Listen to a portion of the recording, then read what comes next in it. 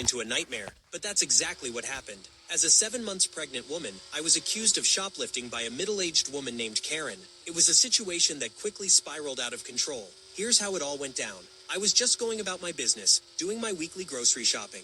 As a 7 months pregnant woman, it was already difficult enough to navigate the crowded aisles and heavy bags, but I was determined to get everything I needed. I had just finished selecting the perfect apples when I heard someone shouting. Turning around, I saw a middle-aged woman waving her arms frantically. She zeroed in on me and started to approach, her eyes blazing with what I could only describe as fury. "Excuse me, miss, but I saw you put something in your bag. I think you're shoplifting," Karen said, so what? her voice dripping with accusation. "What? No, I wasn't. I was just putting my wallet away," I replied, my heart starting to race. "I don't believe you. I want to check your bag," Karen said, reaching out to grab it. As she tried to grab my bag, I felt a wave of fear wash over me. I could feel my palms starting to sweat, and my heart was racing faster than before. I knew I had nothing to hide, yet the thought of being accused of theft was unsettling. "No, you can't do that," I protested, pulling my bag away from her. I could feel my voice becoming more and more frantic as I tried to defend myself. "Why not? What are you hiding in there?" Karen demanded, her tone becoming more aggressive.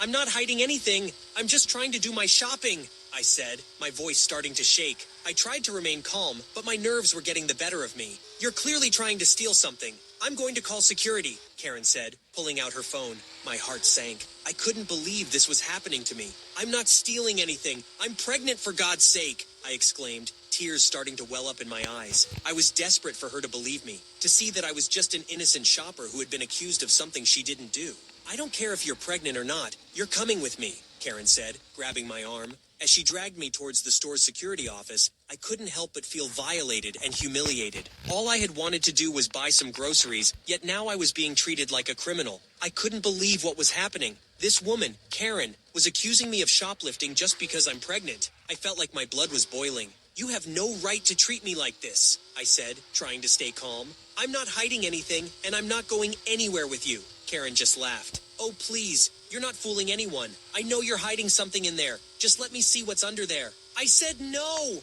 I exclaimed, backing away from her. "You have no right to search me or my things." Karen's words continued to echo in my mind as she reached out to grab my belly again. I could feel my emotions boiling under the surface, but I tried to remain calm. However, I couldn't take it anymore. Her entitled attitude and constant accusations had pushed me to my limit. "Get away from me!" I yelled, my voice echoing through the room as I pushed her away. I knew that I had to stand up for myself and put an end to her toxic behavior. As I watched her stumble backwards, I couldn't help but feel a sense of relief. It was time for me to take control of the situation and put an end to her bullying once and for all. Karen stumbled backwards, clearly taken aback by my sudden outburst. "How dare you!" she exclaimed, her face turning red. "I've had enough of your nonsense," I said, my voice shaking. "I'm not going to let you treat me like this just because I'm pregnant. You need to leave me alone." As I waited for the manager to arrive, I could feel my heart pounding in my chest. My mind was racing, trying to think of a way out of this mess. Karen, who had caused this whole predicament, was still standing there with an insufferable smirk on her face. I gritted my teeth, wondering how she could be so self-satisfied when she was the one who had gotten us into trouble.